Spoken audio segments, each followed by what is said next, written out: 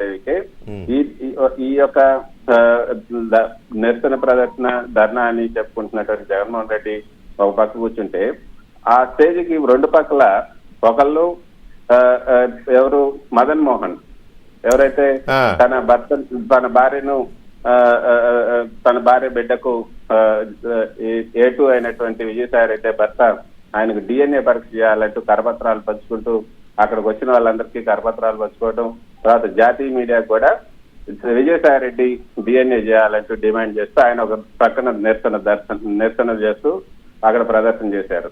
తర్వాత ఇంకో పక్క ఒక పక్క అయిన మరో పక్క దళిత జడ్జి అయినటువంటి రామకృష్ణ ఏపీలో గత 5 ఏళ్లలో జగన్మోహన్ రెడ్డి పాలనలో దళితులపై జరిగినటువంటి అరాచకాలు అక్రమాలు వాటన్నిటిని ఎండగడుతూ ఆయన ఒక 30-40 మందిని పోగేసుకొని ఆయన కూడా ధర్నా చేశారు.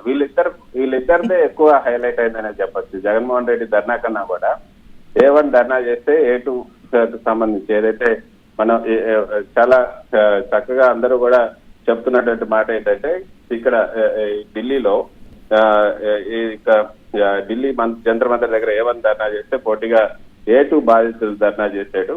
చంద్రబాబు అరాచక పాలన అంటూ జంతర్ మంతర్ దగ్గర A1 జగన్మోహన్ రెడ్డి ధర్నా, అదే జంతర్ మంతర్ దగ్గర A2 విజయసాయి రెడ్డి రాజ్యసభకు సంబంధించి ఏదైతే రాజ్యసభ ఎంపీ ఉన్నారో ఆయనకు సంబంధించినటువంటి బాధితుడు మదన్ మోహన్ ఆయన సభ్యత్వాన్ని రద్దు చేయాలని మదన్ మోహన్ డిమాండ్ చేస్తూ ఆయన చేసినటువంటి ఇవన్నీ కూడా హైలైట్ అయ్యి మొత్తానికి అయితే ఇంకా 1-2 రోజులు ఇంకా ఇక్కడే ఉంటారట జగన్మోహన్ రెడ్డి.